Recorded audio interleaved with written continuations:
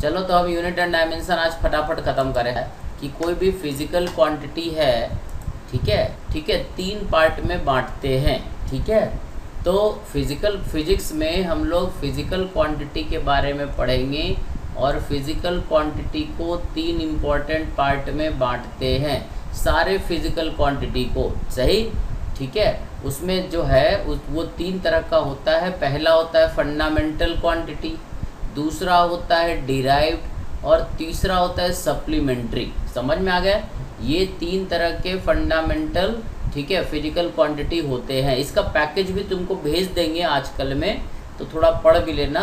2 class में इसको पढ़ा देते ताकि तुम लोग को शांति रहे, ठीक है, क्योंकि काइनेमेटिक्स बड़ा चैप्टर है तो उसमें ज़्यादा टाइम लगेगा हमको, ठीक है, वो जल्दी जल्दी नहीं हो पाएगा। अब फंडामेंटल क्वांटिटी सबसे पहले हम जानेंगे होता क्या है। दूसरा डिराइव्ड क्वांटिटी। फंडामेंटल क्वांटिटी का मतलब, ठीक है, कि ये चीज़ों को हम फंडामेंटल मानेंगे। जैसे हो गया फंडामेंटल क्वांटिटी का एग्जांपल तुम्हें दे दे, जैसे एग्जांपल हो गया लेंथ, ठीक है, लेंथ को फंडामेंटल बोलते हैं। मास, टाइम, ठीक है, एनडीटीसी, कई सारे एग्जांपल अभी आगे बताएंगे। डिराइव क्वांटिटी वो होता है जिसको फंडामेंटल चीज़ों को मिला करके निकाला जाता है। जैसे फोर्स हो गया, वेलोसिटी हो गया, ठीक है, एक्सेलरेशन हो गया, इस तरह के सारे चीज़ क्या हैं, डिराइव्ड है। और कुछ सप्लीमेंट्री क्वांटिटी है। सप्लीमेंट्री क्वांटिटी मतलब एंगल जैसे हो गया। अब एंगल जैसे थीटा अपन बोलते हैं ना, साइन थीटा, कॉस थीटा, तो ये थीटा जो है एक्चुअली सप्लीमेंट्री क्वांटिटी, मतलब एडिशनल अलग से रख दिया गया, ठीक है। एंगल हो गया, सॉलिड एंगल हो गया, बेसिकली यही दो ही चीज़ सप्लीमेंट्री एंगल है, ठीक है। अब ये सब समझ गया। फंडामेंटल क्वांटिटी मतलब जिसके बेसिस पे सारा चीज़ बना हुआ, ठीक है। डिराइव क्वांटिटी जिसको मतलब फंडामेंटल क्वांटिटीज़ को 2 या 3 फंडामेंटल क्वांटिटीज़ को मिला करके बनाया गया, ठीक है। इस तरह के क्वांटिटी को डिराइव क्वांटिटी बोलते हैं, ठीक है। तो ये तो हो गया फिजिकल क्वांटिटी का कहानी, ठीक है, समझ गया। थोड़ा नोट्स भी बना लियो, ये जो पढ़ा रहे हैं इसका तुमको बिल्कुल नोट्स ऐसे ही भेज देंगे, समझ गया। फिजिक्स में फिजिकल क्वांटिटी को 3 पार्ट में बांटते हैं। वो तो स्केलर वेक्टर अलग हो गया, हम लोग यूनिट एंड डायमेंशन के हिसाब से बात कर रहे हैं, ठीक है। यूनिट एंड डायमेंशन के बेसिस पे फिजिकल क्वांटिटी को 3 पार्ट में बांटा गया है। एक फंडामेंटल या बेसिक क्वांटिटीज़, ठीक है। दूसरा होता है जो बेसिक क्वांटिटीज़ या फंडामेंटल क्वांटिटीज़ को मिला करके बनाया जाता है। और तीसरा जो कुछ एडिशनल जो फालतू चीज़ें हैं उसको अलग से रख लिए, सही, उसको सप्लीमेंट्री क्वांटिटीज़ बोलते हैं, ठीक है। अब फंडामेंटल क्वांटिटीज़ पे अपन आ जाते हैं कि भाई फंडामेंटल क्वांटिटीज़ किस किस को बोलेंगे। तो एक ऑर्गेनाइजेशन था, एक बार ऑर्गेनाइज हुआ था, ठीक है, समझ में आ, एक इंटरनेशनल ऑर्गेनाइजेशन हुआ था किसी ज़माने में, ठीक है। इसको बोलते हैं जनरल कॉन्फ्रेंस और वेट एंड मेजरमेंट, ठीक है। उन लोगों ने बैठ करके, एक इंटरनेशनल ऑर्गेनाइजेशन है ये, जिसमें सभी कंट्री के एक्सपर्ट लोग बैठे और उन्होंने डिसाइड किया, ठीक है, कि भाई किन किन चीज़ों को फंडामेंटल क्वांटिटी मानेंगे फिजिक्स में, ठीक है। तो उन्होंने डिसाइड किया कि भैया फंडामेंटल क्वांटिटी हम किसको किसको मानेंगे। पहला लेंथ को मानेंगे, ठीक है।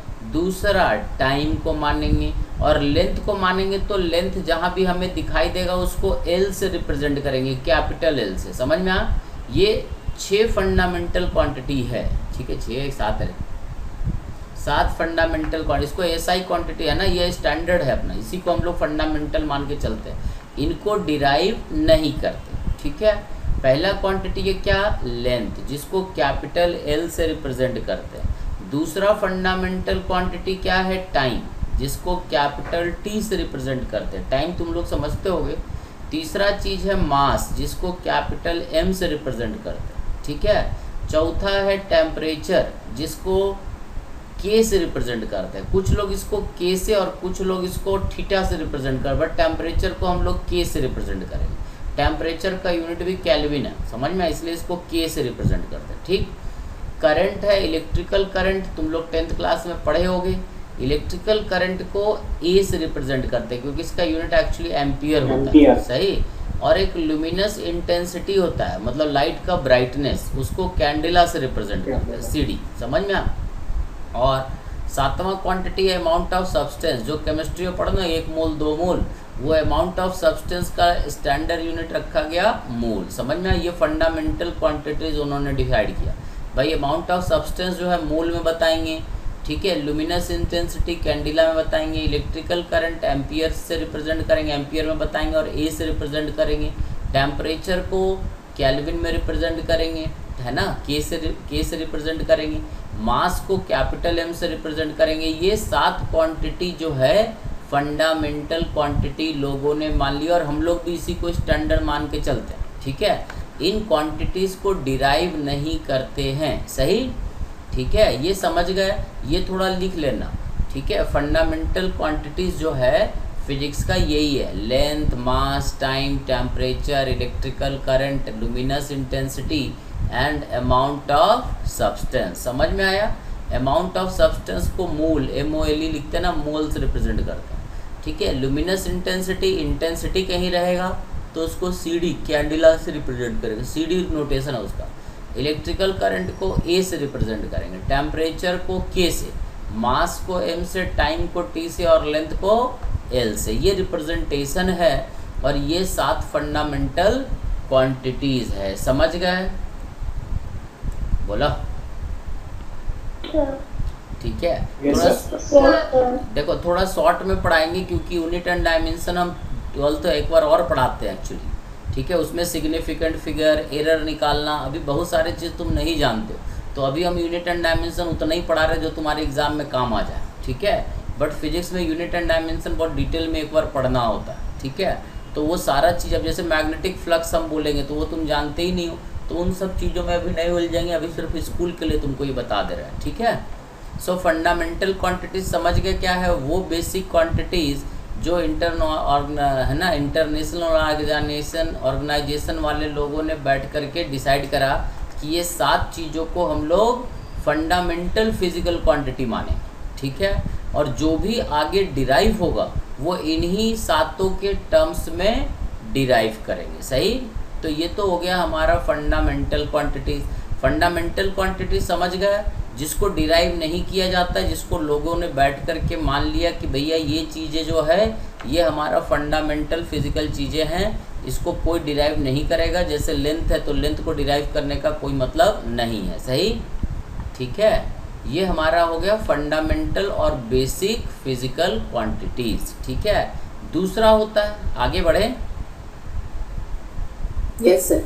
दूसरा होता है डिराइव्ड, ठीक है, डिराइव क्वांटिटी। अब डिराइव क्वांटिटी क्या होता है? जो फिजिकल क्वांटिटी हम लोग साथ पढ़े ना, उसी के टर्म्स में सारे चीज़ों को, बाकी क्वांटिटीज़ को डिराइव कर लिया गया, सही।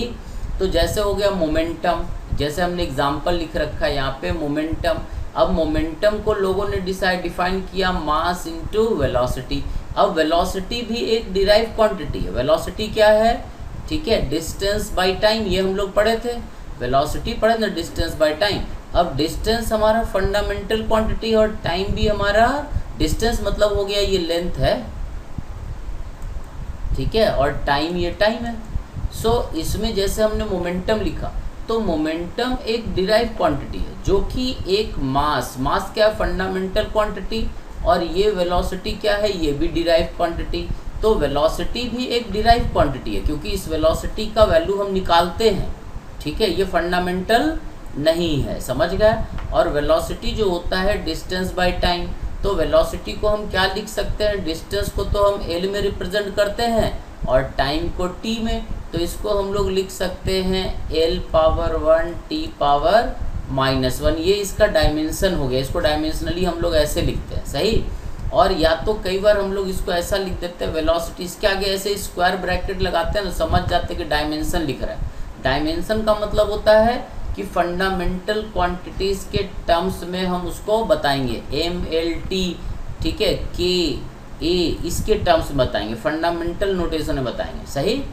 तो ये वेलोसिटी को हम लोग लिखेंगे, बेसिकली जब लिखना होता है तो हम इसको लिखेंगे m⁻⁴ L⁻⁴ T⁻⁻⁻⁴ अब मोमेंटम को कैसे बताएंगे? मोमेंटम तो मास इंटू वेलोसिटी है, तो सर इसमें m पावर 0 क्यों आया?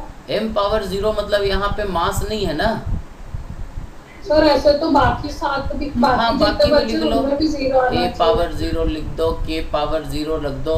बाकी ज़्यादातर फिजिक्स के मैकेनिकल क्वांटिटीज़ जो है उनको हम लोग mlt के टर्म्स में बताते हैं, मास ओके लेंथ और सर। टाइम। बाकी सब चीज़ अब यहाँ मूल लिखने का कोई मतलब ही नहीं है, ठीक है। यहाँ लाइट है ही नहीं तो कैंडिला का पावर 0, यहाँ करंट का कोई लेना देना नहीं, ठीक है। टेम्परेचर का कोई लेना देना नहीं, ठीक है। मूल का कोई लेना देना नहीं, है ना। इंटेंसिटी का कोई लेना देना नहीं। तो इनको हम सर जिनकी पावर से 0 के उन पे मतलब डिपेंड नहीं कर रही हाँ सर, ओके हाँ सर। उस पे ये डिपेंड नहीं करेगा, ठीक है। समझ में आया। मतलब जिस चीज़ का कोई लेना देना नहीं है, जैसे अब हम बोले स्पीड, तो स्पीड को टेम्परेचर से कोई लेना देना है क्या?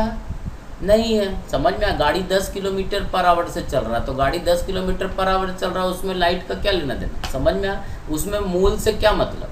तो इसलिए जिन चीज़ों से कोई मतलब नहीं है, हम ऐसे दिखा तो सकते इतना बड़ा, बट इतना बड़ा तुम क्यों दिखाओगे जब ये सब चीज़ों पे ये कुछ डिपेंड ही नहीं करता। तो ये सब फालतू चीज़ों को हम लोग नहीं दिखाते। तुम मन करे तो m भी मत दिखाओ, ये प्राइमरी mlt के टर्म्स में दिखाया जाता है। m नहीं दिखाओगे तब भी कोई दिक्कत नहीं, l पावर 1 t पावर -1 ऐसा दिखाते।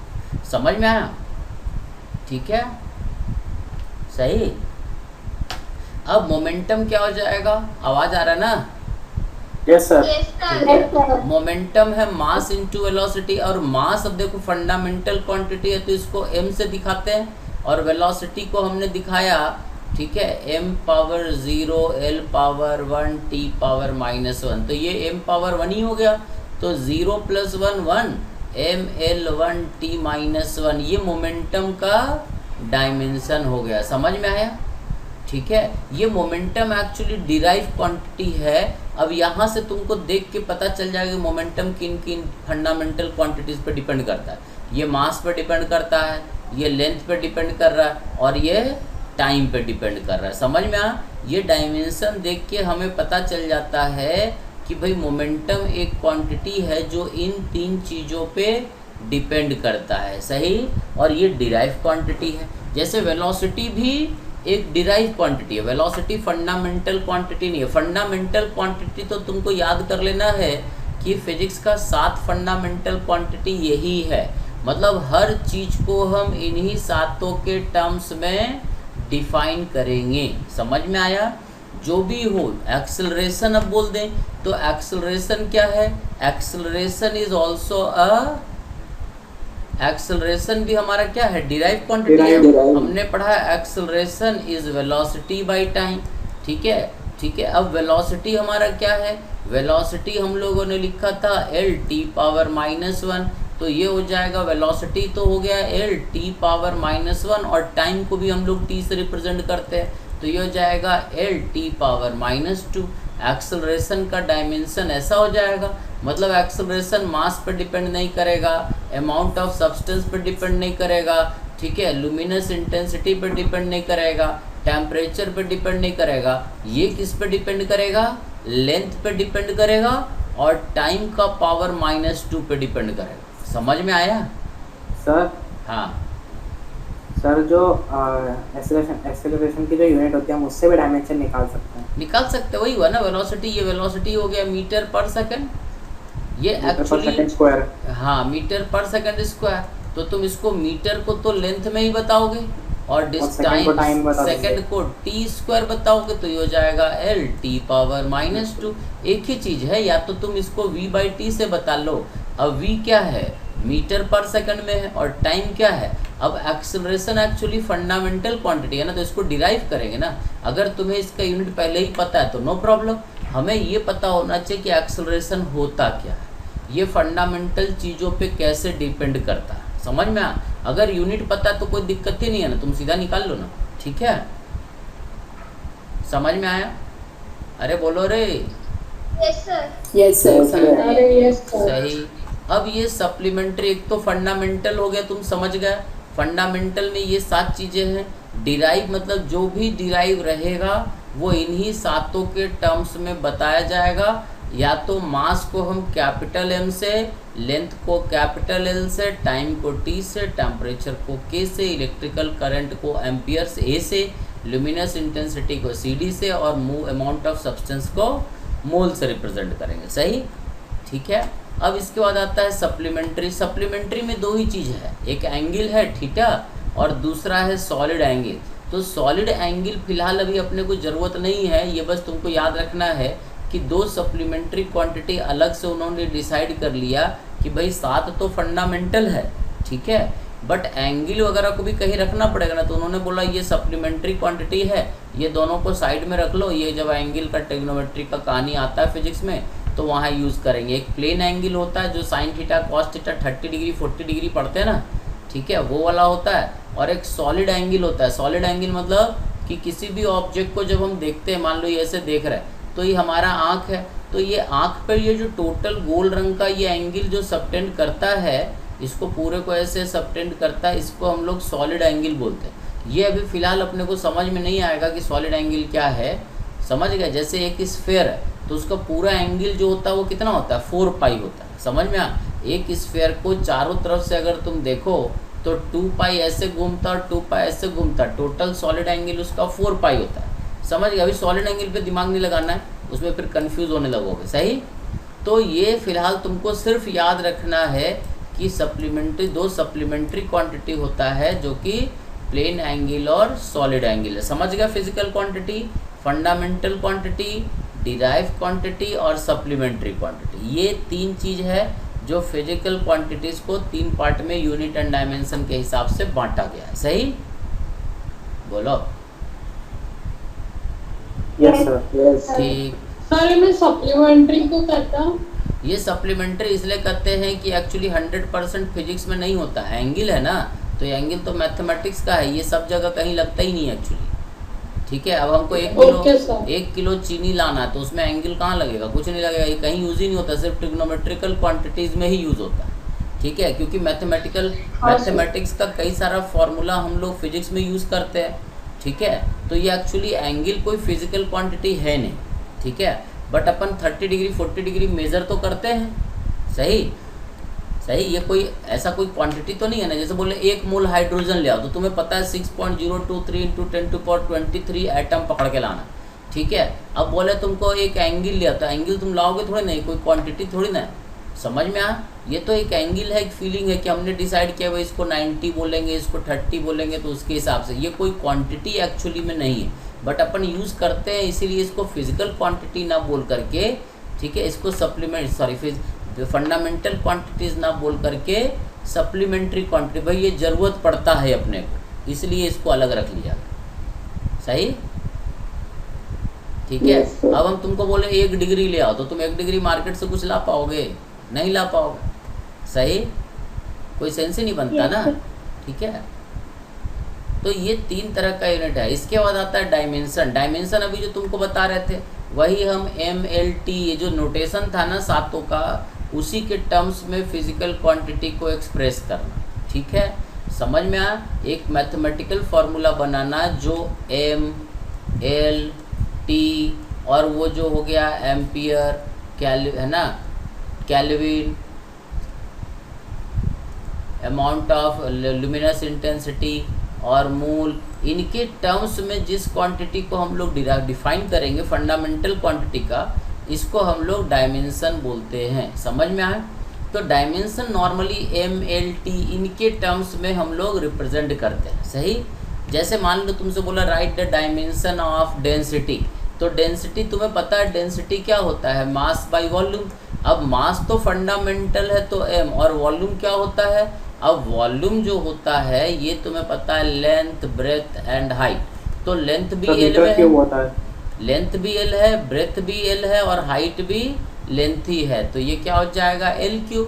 समझ में आया। सो डेंसिटी का यूनिट क्या बन जाएगा, डेंसिटी का यूनिट तो हमें पता ही है kg/m³ होता है ना, तो इसका डायमेंशन क्या बन जाएगा mL⁻⁻3। इसको ऐसे लिख देते हैं, या इसको ऐसे भी लिख सकते हैं m⁻1, ठीक है, L⁻−3 एंड T⁻0। ये T⁻0 वाला चीज़ लिखना जरूरी है, तुम इतना भी लिख दोगे तो चलेगा। समझ में आया। या तुम्हें अगर डेंसिटी पता है कि डेंसिटी जो होता है kg/m³ में, तो kg किसका यूनिट है, मास का, और मीटर किसका यूनिट है, लेंथ का, तो ऐसे लिख दो, ये हो जाएगा ml पावर -3। समझ गए, ये इसका डायमेंशन हो गया। ऐसे स्क्वायर ब्रैकेट लगा देते हैं ना तो ये पता रहता है कि ये इसका डायमेंशन है, बराबर है। अरे यूनिट पता है तो भी लिख सकते हो, और नहीं पता है फिजिकल क्वांटिटी अगर तुमको पता है कि डिराइव कैसे किया गया। डेंसिटी तुम्हें शायद पता होगा, मास बाई वॉल्यूम, ठीक है। तो मास और वॉल्यूम, वॉल्यूम में क्या होता है, length breadth height, length breadth thickness, length भी लेंथ है, ब्रेथ भी लेंथ है, और हाइट भी लेंथ ही है, सही, बोलो, याद रखना पड़ेगा। वेलोसिटी का तो बता ही चुके हैं, एक्सेलरेशन का भी हम बता ही दिए तुमको, ठीक है, सही। मोमेंटम का भी डायमेंशन तुमको बता ही दिए, सही। फोर्स सर डायमेंशन में सर वेक्टर का कोई फर्क पड़ता है सर, डायरेक्शन डायमेंशन में डायमेंशन को वेक्टर से कोई लेना देना नहीं है, डायमेंशन एक अलग चीज़ है, सही। जैसे फोर्स है, ठीक है। अब फोर्स क्या होता है, मास इनटू एक्सेलरेशन, ठीक है। अब मास का यूनिट डायमेंशन तो एम है, और एक्सेलरेशन हम लोगों ने पढ़ा ए बराबर होता है v/t। Sir LT-2। हाँ, वेलोसिटी होता है l/t, और ये t, तो ये हो जाएगा l t⁻²। तो इसको ऐसा लिखते हैं m power 1 l power 1 t power -2, और ऐसे स्क्वायर ब्रैकेट लगा देते हैं, ठीक है। और अगर तुम्हें पता है फोर्स का यूनिट kg मीटर पर सेकंड स्क्वायर, तो डायरेक्ट तुम लिख सकते हो kg मतलब m, मीटर मतलब l, और सेकंड मतलब t स्क्वायर, ये हो जाएगा ml t स्क्वायर। समझ गए क्या, बोलो रे ध्रुव, यस सर। समझ गए। ये है बड़ा आसान चीज, कुछ नहीं सर है। -2 होगा। अबे हाँ ना, ऊपर आएगा तो -2, अबे छूट गया, सही। यहाँ ऊपर लिखे तो है, यहाँ देखो लिखा हुआ ना यहाँ पे, हाँ सर, ठीक है। ये ऊपर ले गए तो ऑब्वियस है माइनस होगा, सही। बट इसमें m पावर 1 l पावर 1 भी लिख देना तो परफेक्ट रहता है कि हाँ कौन से पावर के प्रोपोर्शनल है, सही। अब ये क्या है कि इसके लिए तुमको सारे यूनिट पता होना चाहिए। अब जैसे वर्क डन है, तो वर्क डन तुम लोग जानते हो क्या कि फोर्स इनटू डिस्टेंस होता है, ठीक Yes, है। sir. और फोर्स क्या होता है, अभी हमने पढ़ा ml/t⁻², ये फोर्स हो गया, और डिस्टेंस l, तो ये हो जाएगा ml²t⁻²। समझ में आया, ये वर्क का डायमेंशन है, समझ में आया क्या। फोर्स का यूनिट अभी हम लोग पढ़े, फोर्स क्या से बना हुआ है, force actually mass into acceleration, acceleration काहे से बना हुआ है, वेलोसिटी और टाइम, और वेलोसिटी काहे से डिफाइंड है, डिस्टेंस बाय टाइम से, है ना। तो वेलोसिटी डिपेंडेंट है, ये डिराइव्ड है, और एक्सेलरेशन जब यहाँ रखेंगे तो ये फोर्स हमारा बन जाएगा। तो ये वेलोसिटी का यूनिट हो गया l⁻⁻1, ठीक है। एक्सेलरेशन का हो गया डायमेंशन l⁻⁻2, क्योंकि ये ऑलरेडी यहाँ पे -1 था, तो ये हो जाएगा ml⁻⁻2। समझ में आया ये, यस सर। है ना। ये बड़ा फालतू चीज़ है, ऐसे हमको पढ़ाने में मन नहीं लगता ये चीज़, ठीक है। रियली बता दें तो ये फालतू चीज़ है, किसी काम का नहीं है। ये तो जब अपन पढ़ेंगे उस समय समझ में आएगा तुमको। अभी क्या है कि तुम पावर जानते ही नहीं, ठीक है। पावर तो अब हम तुमको बताएंगे। देखो रे, पावर जो होता है work upon time, energy upon time, हाँ, वर्क डन dw/dt होता है। अब dw/dt न लिख के इसको हम total work by total time, तो वर्क का ये डायमेंशन हम लोगों ने लिखा ml²t⁻², और टाइम एक और यहाँ आ गया, तो ये हो गया ml², है ना, t⁻−3। ये वर्क का डायमेंशन हो गया। इसमें स्क्वायर ब्रैकेट ऐसे लगा दिए, यहाँ 1 कर दिए, बराबर है। बट ये तुमको पावर जो होता है ये वर्क डन बाय टाइम याद करना पड़ेगा। हम तुमको पैकेज भेजेंगे तो उसमें सारे यूनिट डायमेंशन लिखे रहेंगे, ठीक है। ये तो हम तुमको सिंपल एग्जांपल देके बता रहे, जो तुमको ऑलरेडी पता भी होगा कि power work done by time होता है, क्योंकि हम इसमें ये वर्क इज इक्वल टू, है ना, work is equal to force into distance, ये तो तुम आगे फिजिक्स में पढ़ोगे, सही। अरे सही, प्रेशर जो होता है फोर्स पर यूनिट एरिया, ये तुम जानते होगे, ठीक है। तो प्रेशर जो डिफाइंड है फोर्स बाय एरिया, फोर्स क्या होता है ml⁻⁻2, और एरिया क्या होगा, मीटर स्क्वायर, तो ये हो जाएगा ml-1t⁻²। समझ गए क्या, बोलो रे। Yes sir. ठीक है, कितना गंदा चीज़ पढ़ रहे हो तुम लोग। ठीक है, अब ये डायमेंशन हो गया एंगुलर क्वांटिटीज़ का, एंगल का। ठीक है, अब एंगल का एक्चुअली क्या है कि एंगल है, तो एंगल जो होता है, सही, थीटा हमने पढ़ा S/R, याद है? अरे है ना? Yes sir. सर्कुलर आर्क में हमने तुम्हें बताया था कभी कि बच्चा लोग ये अगर थीटा एंगल घूमता है तो ये डिस्टेंस अगर s है, ये r है, तो theta is equal to S/R। s क्या है? डिस्टेंस, और r क्या है? रेडियस, ये भी लेंथ। तो इसका यूनिट क्या होगा? ये भी l और ये भी l। लेंथ s भी लेंथ ही है, ये भी हमने लेंथ ही मेज़र किया है, और रेडियस भी मीटर में है, तो ये मीटर मीटर कट जाएगा, तो ये क्या हो जाएगा? m⁻0 l⁻0 t⁻0। इसका कोई डायमेंशन नहीं होता है, सही। So theta angle is actually dimensionless quantity, it is dimensionless. समझ में आया क्या? ठीक है, सही। तो कुछ क्वांटिटी ऐसे होते हैं जो डायमेंशनलेस भी होते हैं, जिसका कोई यूनिट नहीं होता है, सही। इसी तरह से अब मान लो तुमसे बोले एंगुलर वेलोसिटी, तो एंगुलर वेलोसिटी हम लोग 5वें चैप्टर में पढ़ेंगे। ये θ/t होता है। अब थीटा का तो डायमेंशन कुछ होता ही नहीं है, और t मतलब टाइम हो गया, तो ये t हो जाएगा, ये हो जाएगा m0 l0 t⁻⁻1। ये डायमेंशन हो गया किसका? एंगुलर वेलोसिटी का। समझ में आया? एंगुलर वेलोसिटी डिफाइंड है θ/टाइम। भाई कोई चीज़ घूम रहा है ना, तो कितना एंगल पर सेकंड घूम रहा है। मान लो थीटा एंगल घूम रहा पर यूनिट टाइम, तो हम लिखेंगे θ/t, that is called omega. ये 5वें चैप्टर में हम लोग पढ़ते हैं, समझ गए? अभी तो फिलहाल तुमको एंगुलर वेलोसिटी θ/टाइम होता है, याद रखना पड़ेगा। जब 5वें चैप्टर में पढ़ाएंगे तो बताएंगे, सही। या तुम इसको ऐसे भी लिख सकते हो, तुम्हें ये पता है क्या v = r ओमेगा, ये पता है क्या? No sir. नहीं सर। नहीं सर, छोड़ दो, फिर काय मगजमारी ले रहा हूँ। ठीक है, इसी तरह से एंगुलर एक्सेलरेशन होता है। जैसे अल्फा से हम इसको रिप्रेजेंट करते हैं, ये होता है ω/t। ओमेगा मतलब एंगुलर वेलोसिटी। अब एंगुलर वेलोसिटी का यूनिट क्या है? ml0 t⁻⁻1, और टाइम को t में बताते हैं, ये हो जाएगा m0 l0 t⁻⁻2। इसको बोलते हैं, ये डायमेंशन है किसका? एंगुलर एक्सेलरेशन को ω/t बोल देना। ये ओमेगा क्या है? Angular velocity. जैसे हम लोग a बोलते हैं ना, a = वेलोसिटी बाय टाइम, वैसे ही एंगुलर एक्सेलरेशन एक होता है जो कि एंगुलर वेलोसिटी बाय टाइम होता है। Omega is angular velocity. Sir तो ऐसे कोई भी यूनिट आ सकती है हमको? हाँ, तो वही तो बोल रहे हैं, स्कूल वाले तो पागल पागल कुत्ता काट लिया, तुमको कुछ भी पूछ सकते हैं। अब तुम रटते रहो गधे की तरह। समझ में आया? भाई तुम एंगुलर एक्सेलरेशन जानते ही नहीं हो, तो तुम कहाँ से इसका यूनिट लिख पाओगे और कहाँ से डायमेंशन बना पाओगे? तो फिलहाल तुमको एंगुलर एक्सेलरेशन रटना पड़ेगा। इसीलिए तो हम बोले कि हम जो है यूनिट एंड डायमेंशन सबसे आखिरी में पढ़ाते हैं, कि भाई पहले तुमको यूनिट तो पता हो, चीज़ें तो पता हो। अब हम तुमको टॉर्क बोल दिए, मोमेंट ऑफ इनर्शिया बोल दिया, और तू सुने नहीं हो मोमेंट ऑफ इनर्शिया आज तक।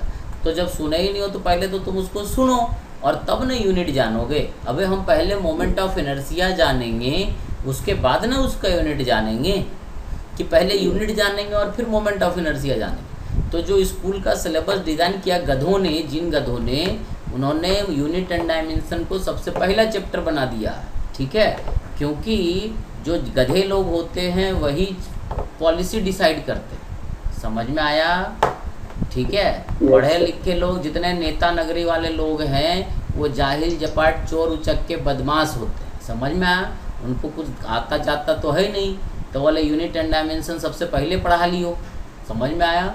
जबकि यूनिट एंड डायमेंशन हम लोग सबसे आखिरी में पढ़ाते हैं। दिक्कत समझ में आया क्या? Yes sir. ठीक है। अब ये टॉर्क तुमको याद रखना पड़ेगा कि भैया टॉर्क क्या होता है? टॉर्क होता है R क्रॉस F। ठीक है, R तो हमारा हो जाएगा मीटर, और फोर्स क्या हो जाएगा? सॉरी, मीटर मतलब L से लिखेंगे। ठीक है, R हमारा क्या है? डिस्टेंस। तो डिस्टेंस क्या हो जाएगा? L से, और फोर्स हो जाएगा ML टी पावर -2। तो टॉर्क हो जाएगा mL² टी पावर -2। अब देखो ये तुमने सुना ही नहीं होगा कि टॉर्क ये होता है, दिस इज कॉल्ड टॉर्क। तो फिलहाल अभी तुमको याद रखना पड़ेगा टॉर्क बराबर फोर्स इंटू डिस्टेंस। समझ में आ? मैथ अपना फिजिक्स का फॉर्मूला टॉर्क का 5th चैप्टर में पढ़ते हैं, रोटेशन में आता है, समझ गए ना। तो टॉर्क R क्रॉस F होता है, और R तो हमारा क्या है मीटर में, और फोर्स हमारा kg मीटर पर सेकंड स्क्वायर। तो kg मतलब मास, मीटर मतलब लेंथ, और पर सेकंड स्क्वायर मतलब टाइम का स्क्वायर। सही है?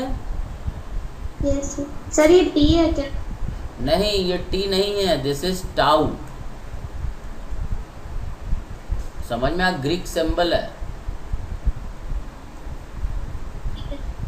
समझ में आ? इसको टाउ बोलते हैं, टाउ। सही? This is notation for torque. सही है? बोलो रे। बेकार क्वांटिटी है ना? Yes sir. है ना? ये तो हम पहले ही दिन शुरू इसीलिए नहीं किए थे कि बहुत बेकार चीज़ है। अब डायमेंशन जैसे निकालते हैं, यूनिवर्सल ग्रेविटेशन कांस्टेंट तो तुम लोग जानते होगे, F बराबर G(m1m2/r²) जानते हो? ये Yes, फॉर्मूला sir, जानते हो? मैंने पढ़ा अरे था। Very good very good. तो Yes, इसमें sir, yeah. ये G जो है इसका डायमेंशन कैसे निकालेंगे? तो देखो इसका अगर ये फॉर्मूला तुम्हें पता है तो कोई दिक्कत नहीं, फिर आराम से निकल जाएगा। फोर्स किस में बताते हैं? kg मीटर पर सेकंड स्क्वायर। फोर्स का डायमेंशन ये है। G का तो अपने को पता नहीं, ये मास है तो ये m हो जाएगा इंटू m। मास तो m में रहेगा और m में, और ये r है तो ये क्या हो जाएगा L²। अब देखो ये m कट गया, बचा क्या? G का डायमेंशन क्या हो जाएगा? m पावर -1, ये इधर चला जाएगा m, L³ और t power -2। This is the dimension for G। G is called universal gravitation constant. इसको हम लोग नॉर्मली ग्रेविटेशनल कांस्टेंट बोलते हैं। तो तुमसे बोला ग्रेविटेशनल कांस्टेंट का यूनिट डिसाइड करो, डायमेंशन बताओ। तो डायमेंशन बता लोगे, देखो तुम्हारे सामने बताए हैं। कैसे बताए समझ में आया? कि भाई फोर्स जो है, फोर्स का डायमेंशन हमें पता है mL/2। G का नहीं पता तो G का छोड़ दिए, इसका तो निकालना ही है। मास है, ये मास है दूसरा, तो मास को m में बताते हैं, और r डिस्टेंस है तो डिस्टेंस को l में बताते हैं, क्योंकि स्क्वायर है तो यहाँ स्क्वायर हो गया। समझ में आ? बाकी इसको सॉल्व कर रही है, एक m तो कटे गया और एक m इधर आ गया। बोलो रे, ये समझ में आया क्या? जो नहीं समझ में आएगा पूछ लियो, ये है बड़ा फालतू चीज़, इसलिए हमको पढ़ाना अच्छा नहीं लगता। ठीक है, इसलिए हम फटाफट ख़त्म करेंगे और फुर्सत में पढ़ाएंगे। आ गया स्पेसिफिक हीट। अब देखो स्पेसिफिक हीट आया मतलब यहाँ टेम्परेचर का लफड़ा है। तो तुम लोगों ने सुना होगा, क्या होता है? सॉरी अब तुम यही तो पूछोगे सर स्पेसिफिक हीट क्या होता है। तो ये स्पेसिफिक हीट क्या होता है ये हम लोग पढ़ते हैं 9th चैप्टर। इसमें बोलते हैं हीट एंड थर्मो। समझ में आया? अरे सही, हीट एंड थर्मोडायनेमिक्स में स्पेसिफिक हीट एक वर्ड आता है। तो स्पेसिफिक हीट जो डिफाइंड है वो हम तुम्हें बता दें। ठीक है, Q = mst। ये Q क्या है? हीट। ये M क्या है? मास। S क्या है? Specific heat. और T क्या है? टेम्परेचर। समझ में आया? बोलो। ठीक है, ये स्पेसिफिक हीट इस फॉर्मूले में आता है। ये फॉर्मूला हम लोग पढ़ेंगे हीट एंड थर्मोडायनेमिक्स 9वें चैप्टर में, बट तुम्हारे किस्मत में अभी पढ़ना था तो ही पढ़ लूँ। अब क्यू है, हीट है, हीट है मतलब वर्क डन है। वर्क डन का क्या हम लोग डायमेंशन निकाले थे? वर्क डन था फोर्स इंटू डिस्टेंस, मतलब mL² t पावर -2। याद आया? Yes sir. तो यहाँ Q का यूनिट लिख लेते हैं mL² t पावर -2 = मास तो m हो जाएगा। ये स्पेसिफिक हीट है, इसका तो अपने को पता नहीं। और ये T क्या है? टेम्परेचर, तो टेम्परेचर को काय में बताते हैं, के में। ये टेम्परेचर है तो टेम्परेचर को किस में बताते हैं, के में। तो स्पेसिफिक हीट का डायमेंशन क्या हो गया, देखो एम कट गया, के इधर आ गया, ये हो जाएगा है ना m power 0, l power 2, t power -2 और k पावर -1, ऐसे भी लिख सकते हो, या l square t -2 k power -1। ये पढ़ने वाला समझ जाएगा कि ये जो है लेंथ है, ये टाइम है, और k मतलब टेम्परेचर, समझ में आया। सो स्पेस, अब अगर तुम्हें ये फॉर्मूला नहीं पता है तो तुम स्पेसिफिक हीट नहीं निकाल सकते, बता, समझ में आया। स्पेसिफिक हीट निकालने के लिए तुम्हें एक फॉर्मूला स्पेसिफिक हीट का पता होना चाहिए। स्पेसिफिक हीट डिफाइंड है, it is defined as amount of heat needed to raise the temperature of a body by 1 degree centigrade और बाई 1 केल्विन। समझ में आया।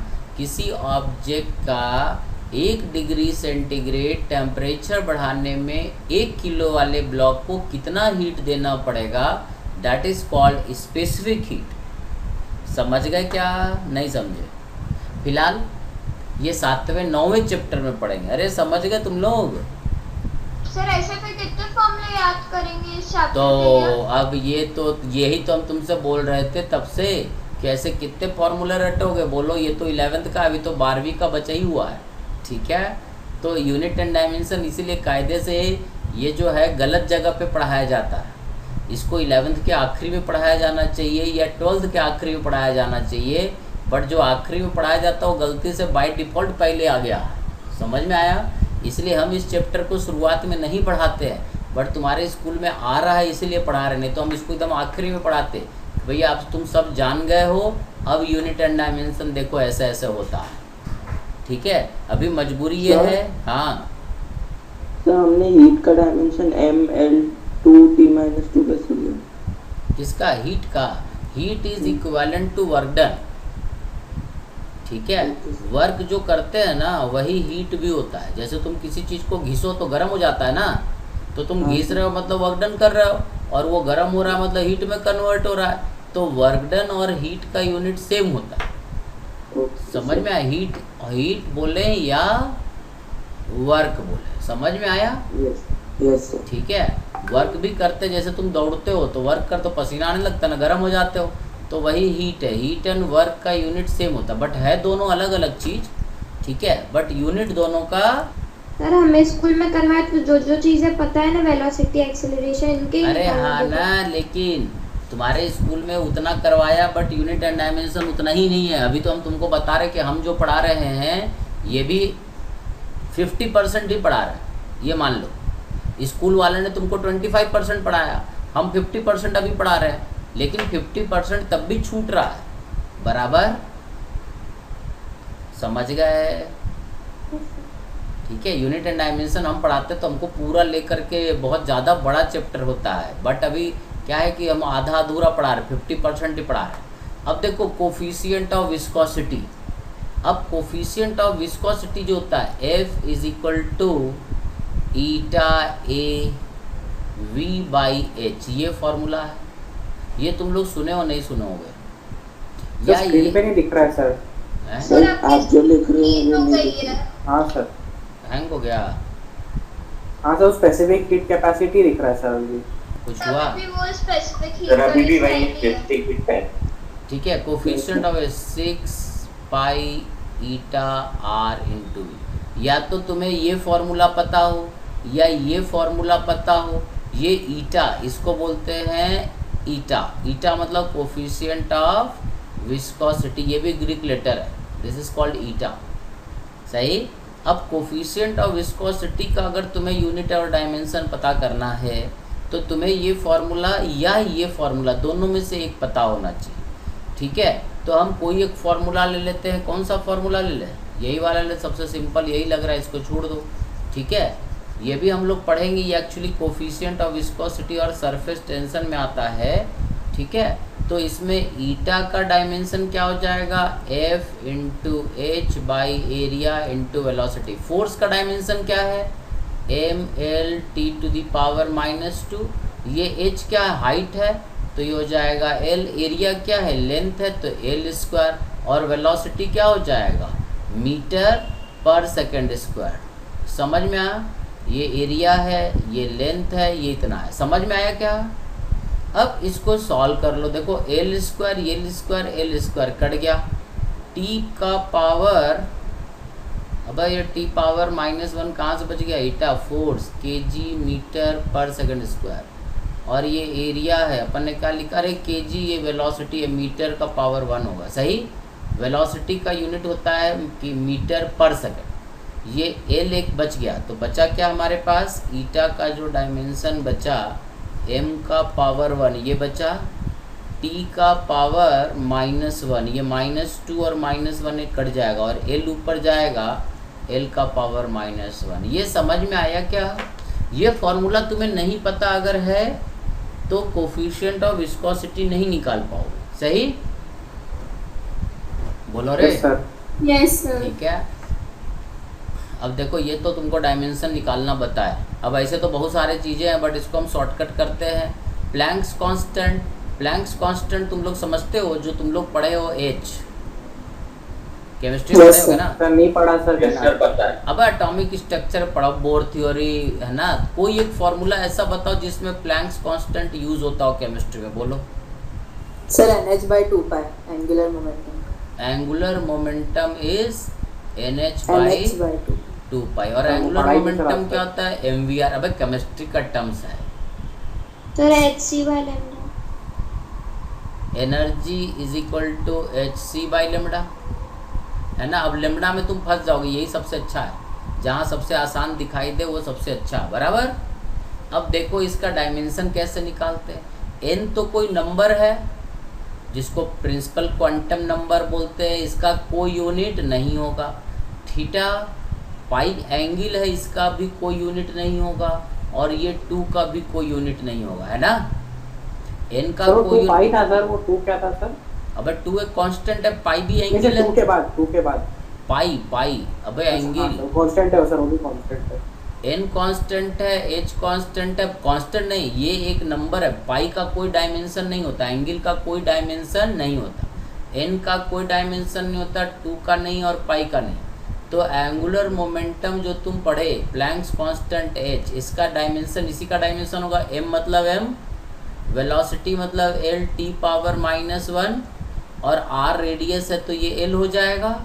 ये बन जाएगा ml² t⁻⁻1। देखो ये प्लैंक्स कांस्टेंट आ गया, समझ गए।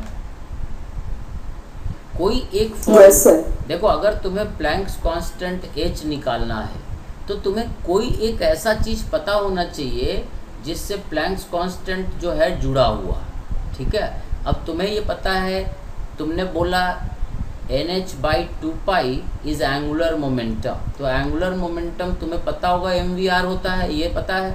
तो इसमें h है, अब हम इससे डायमेंशन निकाल लिए। अगर तुम्हें ये नहीं पता है तो तुम नहीं निकाल पाओगे, फिर तो तुमको याद करना पड़ेगा, ठीक है। तो प्लैंक्स कांस्टेंट का एक कोई फॉर्मूला तुम्हें, ये भी अगर तुम्हें पता है तो इससे भी निकाल सकते हो, इससे निकाल के बता देते, इससे भी यही आएगा, इससे भी तुम्हें बता देते। Energy is equal to hc/λ, है ना।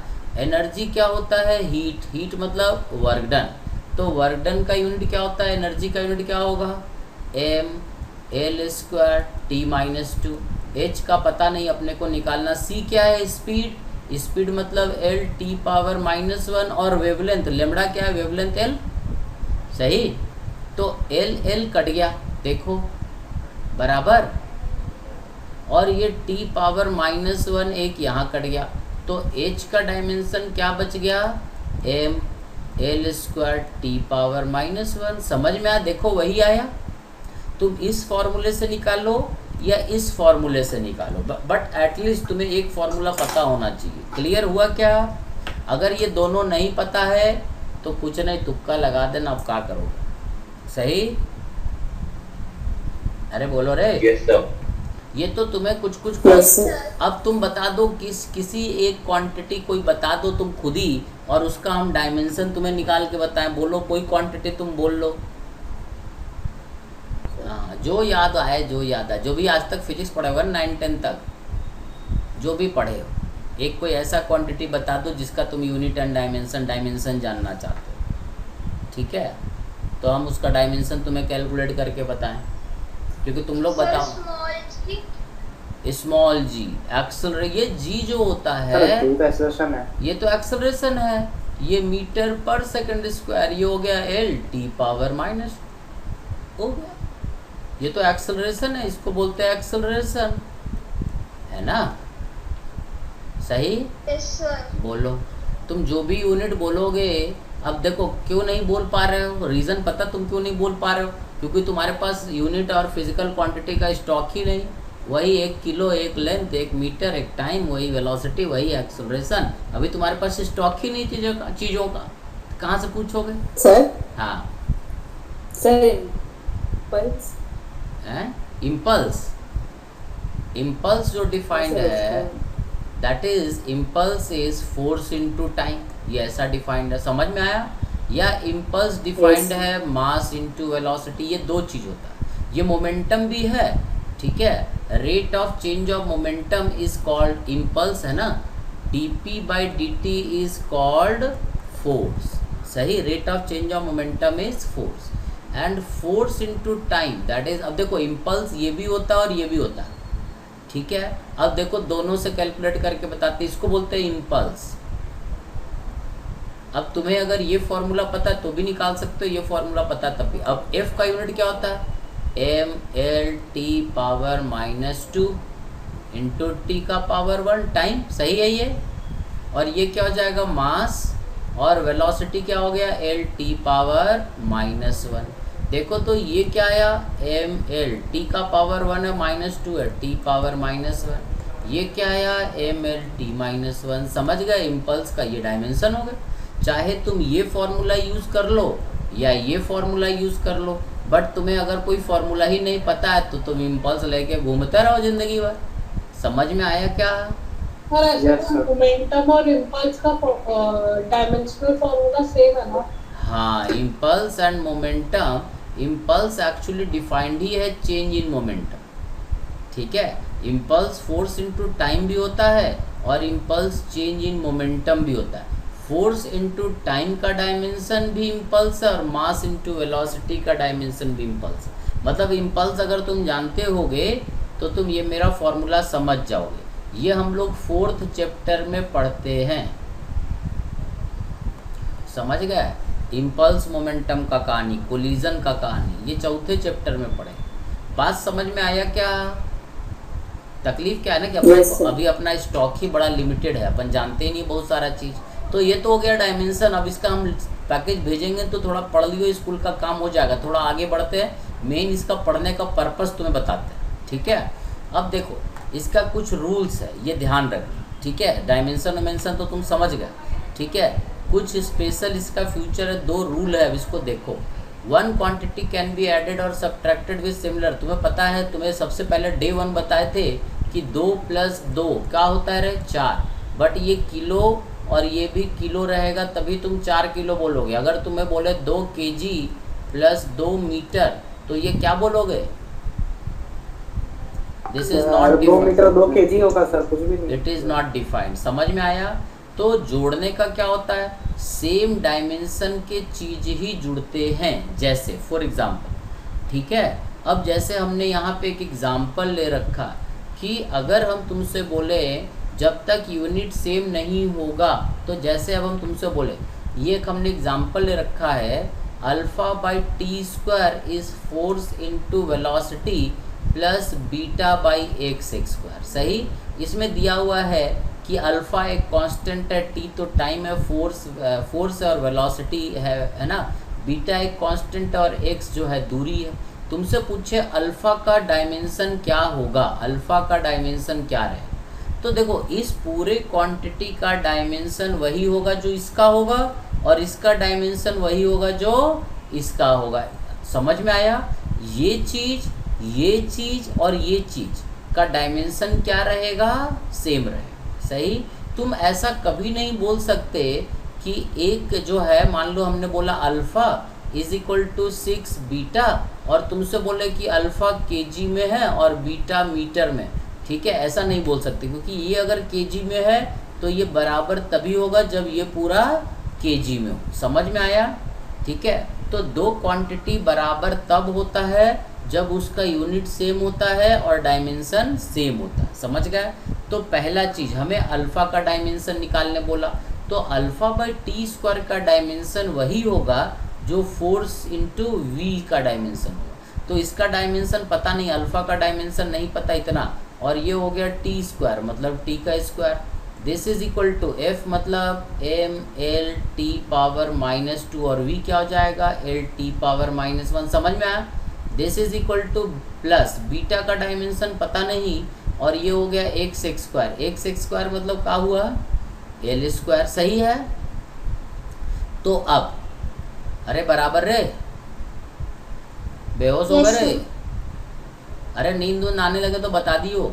तो ये जो चीज़ है इस पूरे का डायमेंशन और इसका डायमेंशन सेम होगा, मतलब अल्फ़ा का dimension by T square must be M L square T power -3, ये वाला एक ही यूनिट होना चाहिए। सही?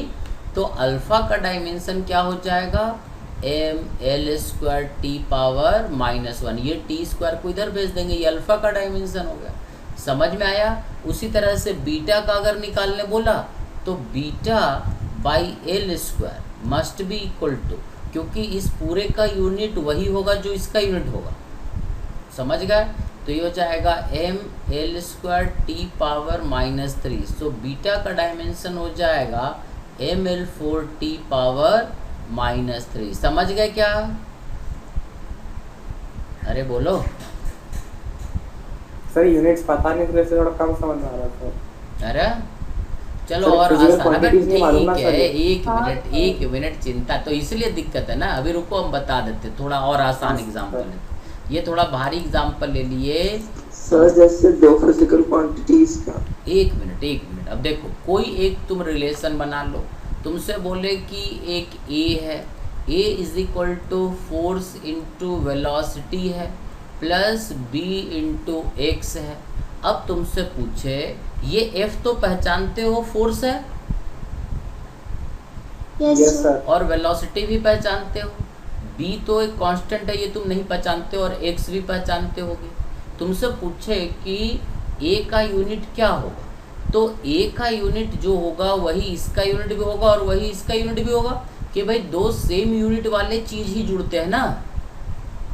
ठीक है? सो ए का यूनिट Yes, पता sir. नहीं, ए का यूनिट नहीं पता। जैसे हम बोले 2 kg प्लस 2 kg तो तुम बोलते हो 4 kg, मतलब ये kg में तो ये भी kg में तभी ये kg में होगा। तुम ऐसा नहीं बोल सकते, मतलब इस पूरे का यूनिट और इस पूरे का यूनिट और इसका यूनिट क्या होना चाहिए सेम। ठीक है?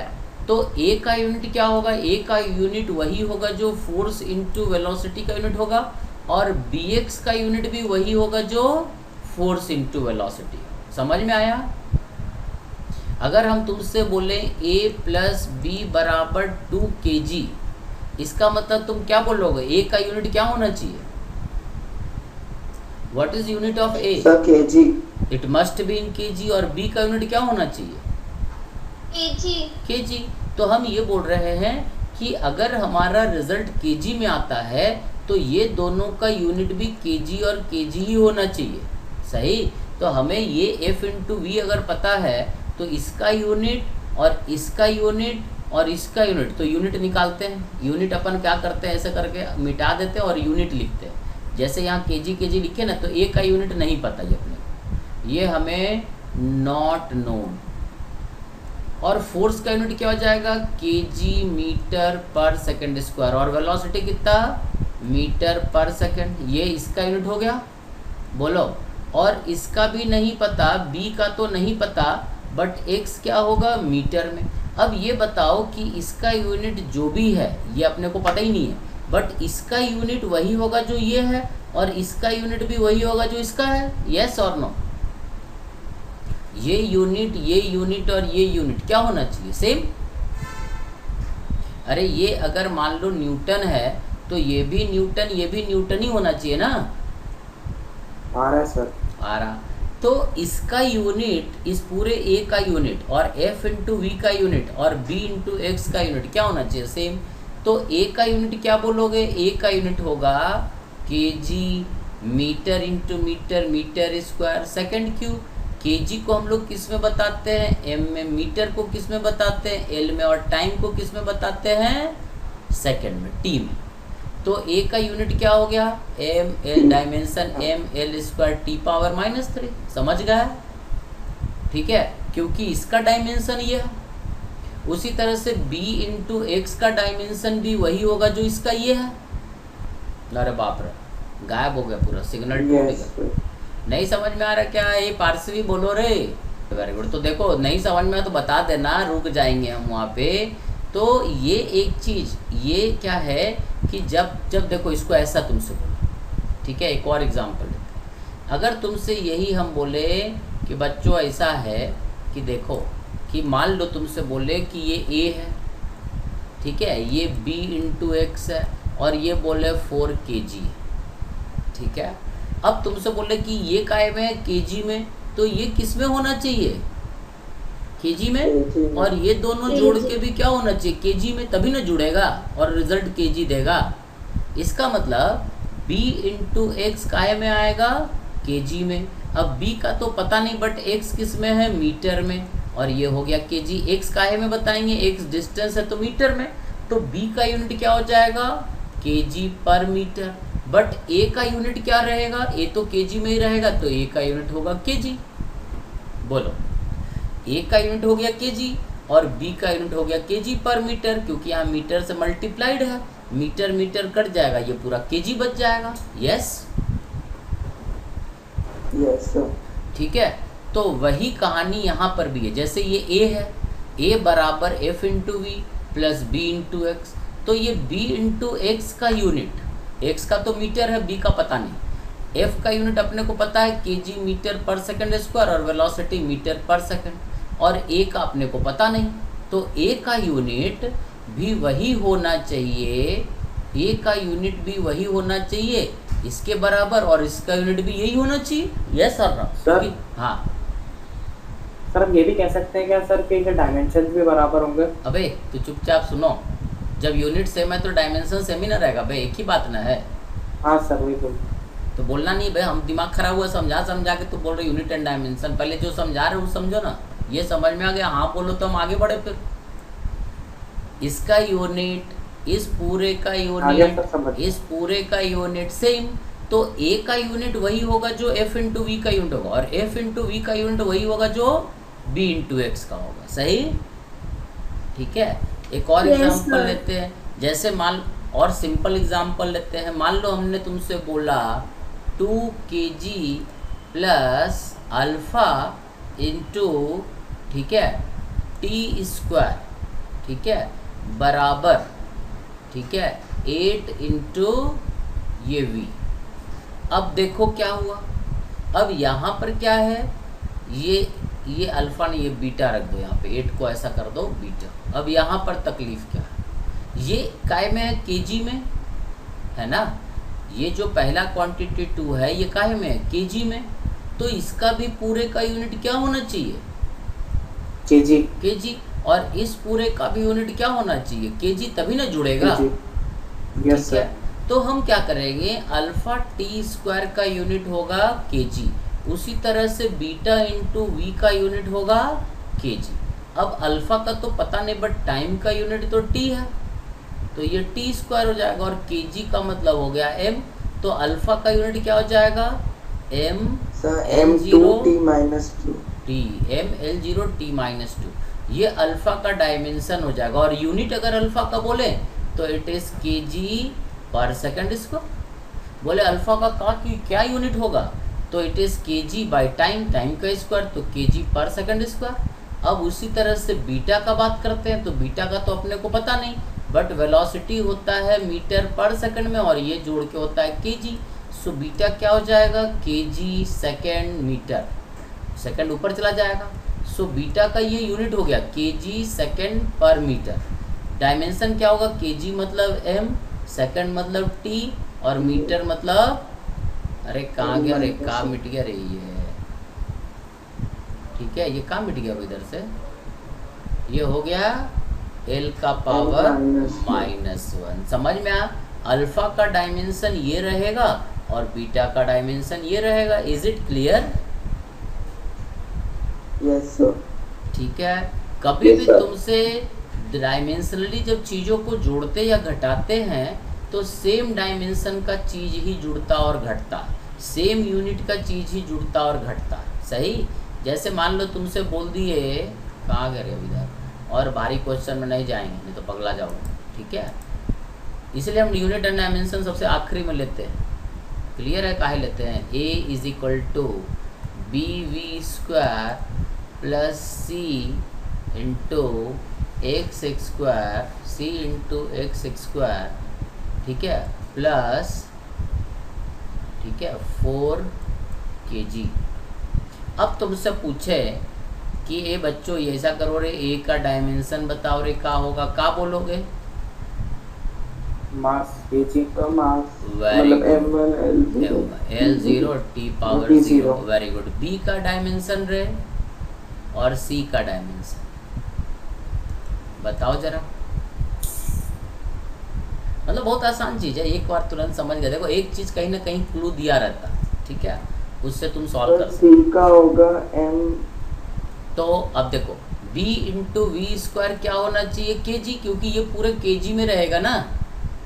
तो b का पता नहीं, बट v तो b हो जाएगा, वेलोसिटी हो जाएगा मीटर, और ये सेकंड स्क्वायर में, और ये केजी।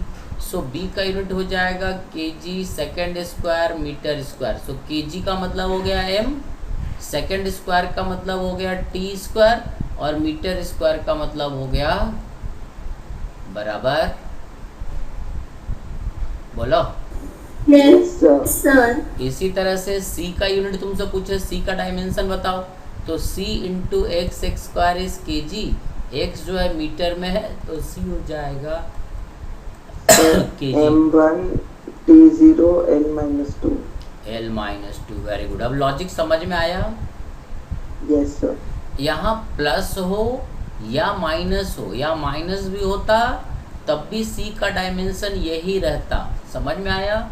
ठीक है, तो सेम डायमेंशन का चीज़ ही जुड़ता और घटता है। अब जैसे मान लो ये इसका काम क्या आएगा, पहला काम जो है, ठीक है, ये समझ गए।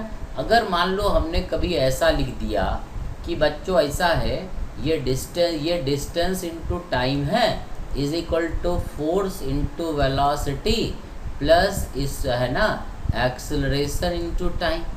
ठीक है, अब तुम बोलो डिस्टेंस इंटू टाइम है, समझ में आया? अब तुमसे बोले कि ये जो फॉर्मूला है ये सही है या गलत है, या हम गलत है सर। ठीक सर है, गलत है। तो इसमें अगर हम एक्सेलरेशन लिख दे तो दिक्कत क्या है कि भैया डिस्टेंस इंटू टाइम, डिस्टेंस क्या होगा l, और टाइम क्या होगा t, है ना, और ये f क्या होगा m l t पावर -2, और वेलोसिटी होगा l t -1, और एक्सेलरेशन होगा l t -2। अब देखो ये यूनिट और ये यूनिट बिल्कुल अलग अलग है। ठीक है, इसका मतलब कि ये फॉर्मूला बिल्कुल गलत है। समझ में आया? ये फॉर्मूला तभी सही हो सकता है जब इधर का यूनिट, इसका यूनिट और इसका यूनिट सेम हो। जैसे हम तुमसे बोले अरे डिस्टेंस बताओ रे, डिस्टेंस कैलकुलेट करो, और तुम निकाले कि डिस्टेंस बराबर फोर्स इंटू टाइम।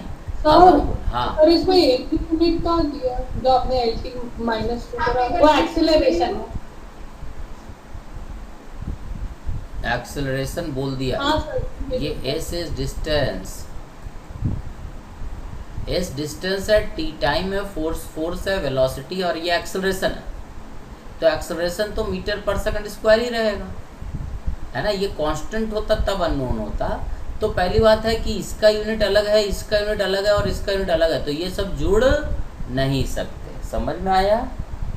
ठीक है, तो जब भी हम फिजिक्स में जैसे मान लो डिस्टेंस पूछे और तुम बोले कि 2, ठीक है, मीटर पर सेकंड आ रहा है, तो ये डिस्टेंस नहीं हो सकता, क्योंकि डिस्टेंस का यूनिट क्या होता है, मीटर। तो ये मीटर में आना चाहिए। अगर मीटर पर सेकंड में आ रहा है, या इसका डायमेंशन डिस्टेंस है तो डायमेंशन इसका आना चाहिए m0 l L का पावर 1 T का पावर 0। इसके अलावा अगर कुछ भी डायमेंशन आ रहा है तो इसका मतलब ये डिस्टेंस नहीं है। समझ में आया? बोलो। Yes sir. ठीक है, अगला कहानी। अब ये देखो मोल ऑफ गैस का, ये छोड़ दो, भारी है। ठीक है, दूसरा है कि कोई भी जैसे लॉग है, जैसे साइन है, तो जैसे तुमने सुना होगा कुछ क्वांटिटी ऐसा होता है जो डायमेंशन लेस होता है। ठीक है, अब तुम्हें बताते हैं डायमेंशन लेस क्या क्या होता है।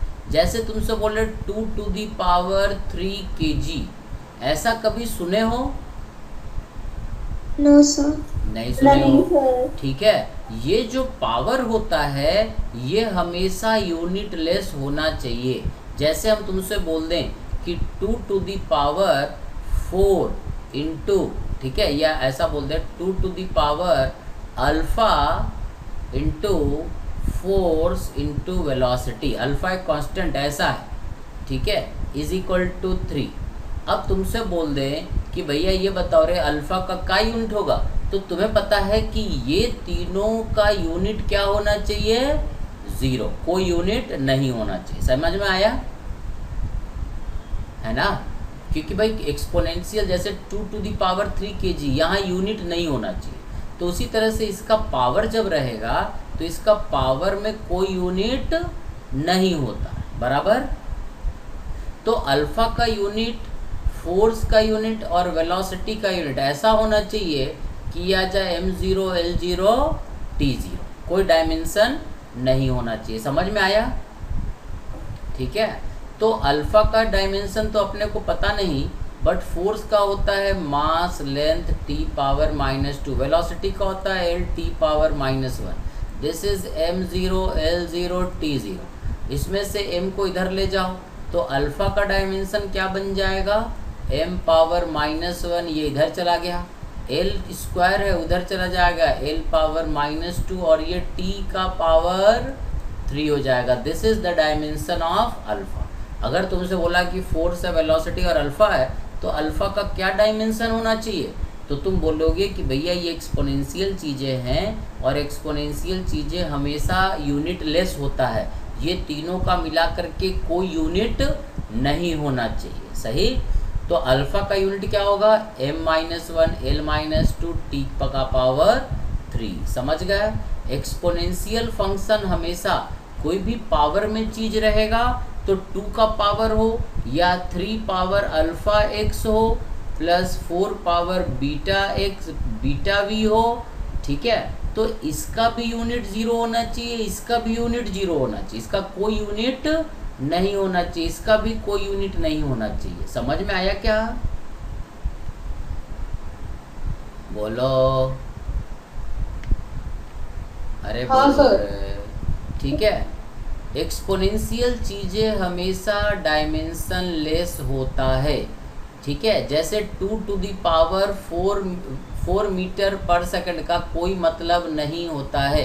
कोई भी चीज़ अगर पावर में है तो उसका कोई मतलब नहीं होगा। जैसे अगर हम बोल दें कि 4 to the power 2 मीटर पर सेकंड, तो इसका मीनिंगलेस है ये। समझ में आया? अगर हम बोले 4 स्क्वायर तो इट इज़ 16, बट 4 का पावर 2 मीटर पर सेकंड तो इट इज़ नॉट डिफाइंड। समझ में आया? क्योंकि यहाँ पर एक क्वांटिटी है जिसका यूनिट है। समझ गए क्या? और ये यूनिट अगर है तो इट इज़ नॉट डिफाइंड। ये तभी डिफाइंड होगा जब ये क्वांटिटी यूनिटलेस हो। Is it clear? तो तू लोग पकड़ के लाए कि सर पढ़ा दो, थोड़ा तो पढ़ा दो, थोड़ा तो पढ़ा दो। अब समझ में आया क्यों भगे थे? अभी तो एक दिन और पकाएंगे तू लोग को, ठीक है? अभी एक दिन का और कहानी बचा है, बराबर। अभी तो हम यूनिट बता रहे तुमको करना क्या। अभी बहुत बड़ा चैप्टर है एक्चुअली, इसमें 3 क्लास 4 क्लास लगता है, बट थोड़ा शॉर्टकट में 1 क्लास और पकाएंगे, ठीक है? और फिर अपन काइनेमेटिक्स पढ़ना शुरू करेंगे, क्योंकि अब शुरू कर दिए तो इसको थोड़ा पढ़ा दें। सही? उसी तरह से एक चीज़ और सुन लो कि साइन, अगर हम बोले साइन 2 kg, तो साइन 2 kg सही है? बोलो। नहीं ना? तो साइन फंक्शन हो या कॉस फंक्शन हो, एक्चुअली ये जो एंगल होता है ये भी क्या होना चाहिए? यूनिटलेस। समझ में आया? ठीक है, साइन भी रहेगा मान लो F alpha into X square, तो ये भी क्या रहेगा, यूनिटलेस, मतलब अल्फ़ा इंटू एक्स स्क्वायर का यूनिट क्या होगा, m0 l0 t0, इसका कोई यूनिट नहीं होना चाहिए, वैल्यू होना चाहिए बस, सही। तो यहाँ पर हम इससे भी अल्फ़ा का डायमेंशन निकाल सकते हैं, क्योंकि अल्फ़ा एक्स स्क्वायर क्या हो जाएगा, L square is m0 l0 t0, तो अल्फ़ा का डायमेंशन क्या हो जाएगा, m0 l minus 2 t power 0। समझ गए क्या, ये पकाऊ है तो पको, हम तो भगे ही थे छोड़ के कि भैया बाद में पढ़ना है यार, तुम ही लोग पढ़ के ले आए ना कि स्कूल में एग्ज़ाम है तो ये है तो वो है तो पढ़ो झेलो, अब और क्या। अरे बराबर है, एक क्लास अब और चलाएंगे, अब एक दिन और पकाएंगे, ठीक है। अगला कहानी अब आगे बढ़ेंगे अगले दिन, तुम लोग थक गए और दिख रहा, सही। कुछ पूछना है, अब एक क्लास और यूनिट्स एंड डायमेंशन में क्या होता है? हाँ बोलो सर, अगर जैसे दो फिजिकल क्वांटिटी के डायमेंशनल फॉर्मूला सेम है तो हम उनको ऐड कर सकते हैं? नहीं ऐड कर सकते। फिर देखो हम तुमसे बोल रहे 2 किलो आलू प्लस 2 किलो टमाटर, जोड़ सकते का रे? नहीं सर। यूनिट तो सेम है, ठीक है। देखो यूनिट सेम रहेगा तो जुड़ेगा, जुड़ सकता है, 100% नहीं बोल सकते, बट अगर यूनिट ही अलग अलग है, 2 किलो प्लस 2 किलो 4 किलो हो सकता है, but 2 kilo plus 2 metre is not defined. समझ में Yes, sir. हमने बोला कि ये जुड़ सकता है, हमेशा जुड़ेगा, that is not necessary, same physical quantity ही जुड़ता है, बट दो डिसिमिलर यूनिट का चीज़ तो भाई जुड़ता ही नहीं, इस पे तो गलती है ना। ये तो सही हो भी सकता है, बट ये तो इट इज़ ऑलवेज 100% रॉन्ग। समझ में आ, इसमें तो 10% चांस है कि हाँ भैया जुड़ सकता है, हो सकता है आलू प्लस आलू ही हो, ठीक है, बट यूनिट सेम रहेगा तो जोड़ेंगे जरूरी नहीं है, बट जुड़ने का मिनिमम कंडीशन ये कि यूनिट तो सेम हो। Is it clear? ठीक है, यूनिट सेम हो तो नहीं जुड़ता, कोई ज़रूरी नहीं है, फिजिकल क्वांटिटी सेम होना चाहिए। अगर फॉर्मूले में लिखा हुआ है कि alpha plus beta V square plus gamma into X is equal to 4, तो इसको जोड़ा गया है, मतलब फॉर्मूले को तो अपन सही माने कि इसका मतलब ये फिजिकल क्वांटिटी, ये फिजिकल क्वांटिटी और ये फिजिकल क्वांटिटी सेम है, इस तीनों का यूनिट सेम होगा और ये सेम क्वांटिटी होगा तभी जुड़ा है। सही समझ में आया? ठीक है, बोलो आगे बोलो। अब अगले दिन एक दिन और पकाएंगे, 1 घंटे का और काम है, तब तुम्हारा स्कूल का काम हो जाएगा। ऐसे स्कूल वाले खूब पढ़ाते हैं, इसको खूब लिखवाते हैं, रटो, ठीक है, और हम नहीं पढ़ाते इसको, हम तो लास्ट में पढ़ाते हैं, आखिरी में, जब तुमको सब चीज़ आता है तो इजीली समझ में आता है, ऐसे तो फिर रटना पड़ेगा बहुत, ठीक है। चलो चलो घबराओ नहीं, एक दिन और झेल लेना।